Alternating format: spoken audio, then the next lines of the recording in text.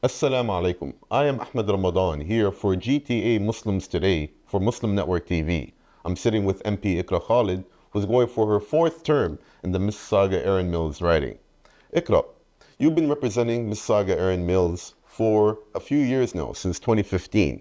What first brought you into politics and what keeps you going? Well, when I first moved to Canada, I was 12 years old.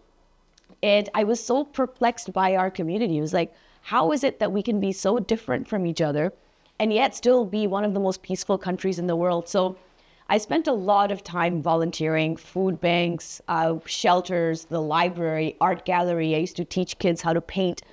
And so after I came back from law school and I was working in the city of Mississauga, it seemed like a very natural transition for me to go into politics because ultimately it's just about public service. Oh, that's great. How's the writing changed in the last 9 years? And how has your role changed also or evolved? Well, I always say that the job of a member of parliament is to take the feedback from our constituents up to Ottawa, not the other way around. And over these past 10 years, not only have we had, an increase in population in our riding, but we've also seen a lot more young people get involved in politics and world issues as well. And I think that's definitely a good thing. So you've been knocking on a lot of doors recently. What are some of the issues or the top issues that you've been hearing from your constituents? Well, I think the number one thing that I hear from every single door that I've knocked on is the tariffs that are being imposed by President Trump from the U.S. Another issue that we're seeing again and again is affordability. People just having a really difficult time making ends meet here in Canada. The third issue that I'm hearing is about crime and how we can have our community better protected and kept more safe. And then the last issue that I hear that I'll highlight today is obviously with respect to what is happening in the Middle East with Palestine and Palestinians in Gaza and the West Bank. So when we're speaking about tariffs, how do you feel that the Liberal Party and Mike Carney are going to be able to tackle that issue? Well, what really gave me a lot of hope was when Prime Minister Carney had his first phone call with President Trump. The response from President Trump was that of respect, where he stopped calling our Prime Minister the governor. He stopped talking about Canada becoming the 51st state and indicated that he is willing to negotiate. And I think that is the reason why Prime Minister Carney is the best choice for Canada right now, because he understands economy. He understands the impact of growing not only from the grassroots, but also from the top down as well. So I think we've had a good response so far, and I look forward to working with our Prime Minister in the future on this. So as you mentioned, affordability and cost of living are major issues right now. We could see that in the polls, and obviously it's been reflected in the voters that you've been speaking to. How do you see the Liberal Party tackling that issue? Well, the challenge is not just about lowering the cost of things, grocery items, etc. The challenge is also to make sure that there's a living wage for everyone. What's happening with our labor market right now is that we are converting into a complete gig economy.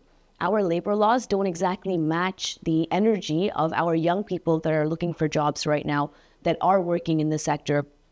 Protections for them, while also ensuring that our markets are competitive, I think is the best approach to ensuring that everybody is able to live and work with dignity, with respect. Obviously, housing is a major part of it as well, where the cost of rent or the costs of mortgages, for example, those are also things that we need to tackle while balancing and understanding that the people that bought their homes here in Mississauga, say 25, 30 years ago, don't want to see the prices of their homes go down. So I think we need to strike that right balance between increasing living wage and making sure that that housing is accessible to everyone here in Mississauga. And I think a lot of those factors will help have people live in dignity and with respect and be able to afford their lifestyles. Well, another thing you mentioned, which is community safety. There's been a lot of concerns around policing, hate crimes, and public safety in general. What do you feel like the federal government should be doing in order to help communities feel safer?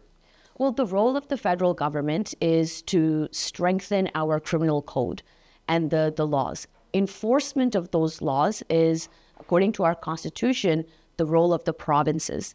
Now, where we have partnered, for example, on auto theft, we have partnered with all levels of government, with insurance companies, with local police in a summit to come up with solutions as to how we're going to really address this issue. And we have seen, as this task force has been created, a really major decrease in auto thefts. I think that our local police need to be really empowered in order to protect us. Just recently, the city of Mississauga and Peel region increased their budget for Peel Police. I think that a little bit more partnership from the provincial government would be really helpful. And one point I'll say, a lot of people seem to think that the bail system is the federal government's responsibility. Now, where we write the laws for how the bail system is supposed to function, the challenge is that our jails are full and our jails are funded by the provincial government.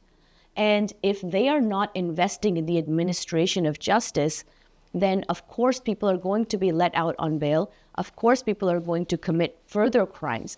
I really encourage our provincial government and Doug Ford to step up and take a really hard look at how we administer justice in Ontario. So I'm going to pivot now to more of the international scene. Many Canadians, especially those from diaspora communities, feel that the Canadian policy or the way Canada presents itself is inconsistent with their actions. We continue to maintain relationships with states like Israel, India, China that have grave human rights abuse records. What should Canada's policies be when it comes to these international situations? Well, I think we should be consistent with how we protect those that really need that protection. We have international treaties, we have international law, the International Criminal Court, the International Court of Justice, which Canada has helped found, which Canada should respect. And I really appreciate that we are moving towards and trying to maintain respect for the decisions that these courts have put into place. I think over these past 10 years, speaking specifically about Gaza, for example, or Palestine, we have been able to not only provide $100 million of humanitarian aid to that region, but also Prime Minister Carney has pledged another $100 million to help with the rebuild. We, through this war, this terrible atrocity that is happening, tens of thousands of people that have died, have really tried to, myself, I tried very hard to do the right thing, to stand for principles, and I think that we need more of that.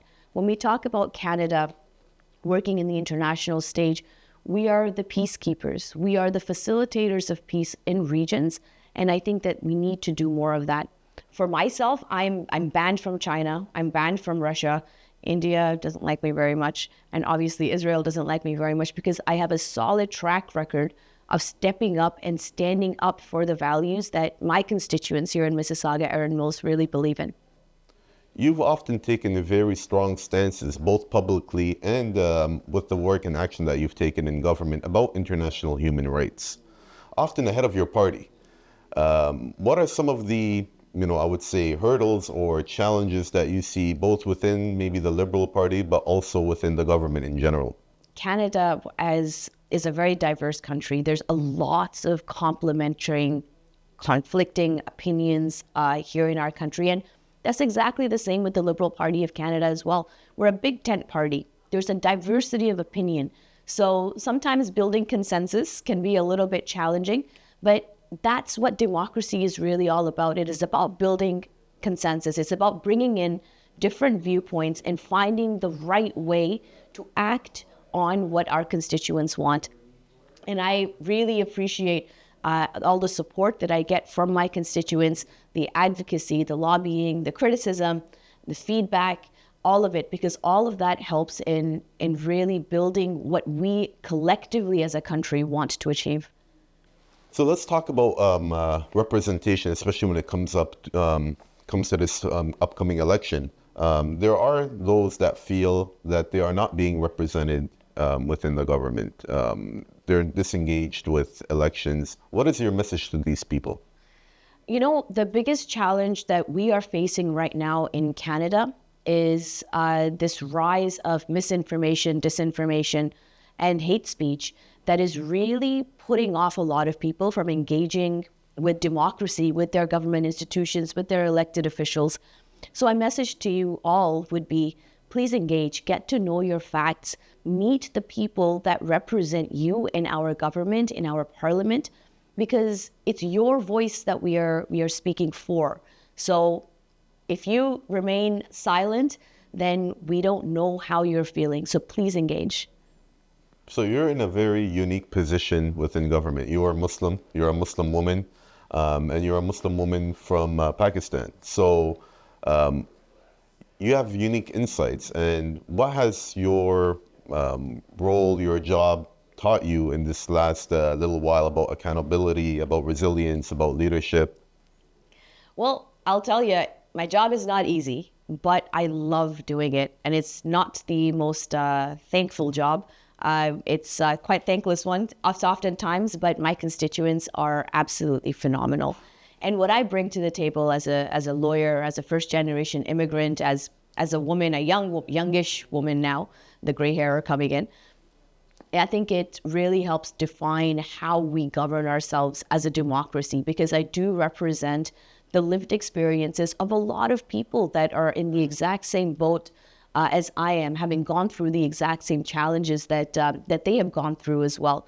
So I think I'm in a position. I'll give you an example. When I served on the National Security and Intelligence Committee of Parliamentarians, I had to go through a top secret security clearance process, and for me, it took about 6 months to get that completed, whereas, some white Caucasian men, it took them 2 weeks, all right? So there are challenges that and institutional discrimination that definitely exists for people like myself, but that's exactly why people like myself need to be in these positions, so we can continue to trailblaze and combat these challenges so our next generation doesn't have to go through them.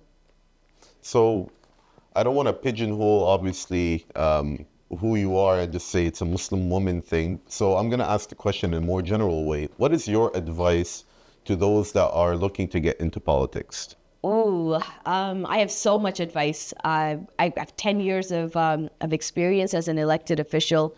I will say that first and foremost, it's about believing in your ability to push the needle forward. Politics, government, democracy is a really slow process. The key is to be patient and to always stick to your convictions. At the end of the day, it is your convictions and it is your ability to push that forward, to deliver on those actions, that is going to make you a successful politician, and to never give up.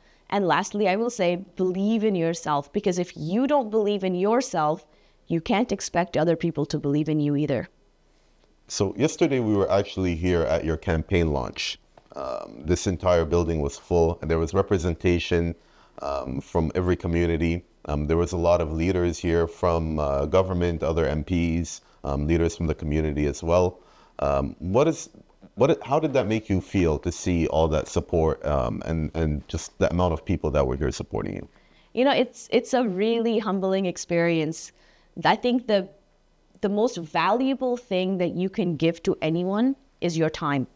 And with, I think we knocked on about 2,500 doors yesterday with the phenomenal team that we had. And it's very, very humbling experience for sure.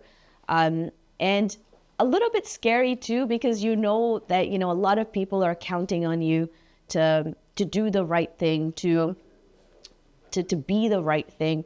I get a lot of young girls will come up to me and say, Iqra, you're my role model. And that's a little bit terrifying, because I want to always be able to do the right thing for my community. So it's humbling and it's scary. For those that are in your riding that are looking to vote, why would you or what is your message to them to vote for you or to vote for your campaign? Well, I'm a person of experience. I'm a person who has stood by my community for the past 10 years. And I think now is the proper time to have somebody who's got experience to be able to deliver for our constituents in this really challenging time. Well, Iqra, thank you so much for joining us today. I know election times are very busy, so you're very generous with your time. I really appreciate that. Thank you so much for taking the time to be here. I really appreciate this Muslim Network TV and all of the phenomenal education work that you do in our community. And thank you, viewers, for joining us. For more updates and more information about the elections, please join GTA Muslims Today. Assalamu alaikum.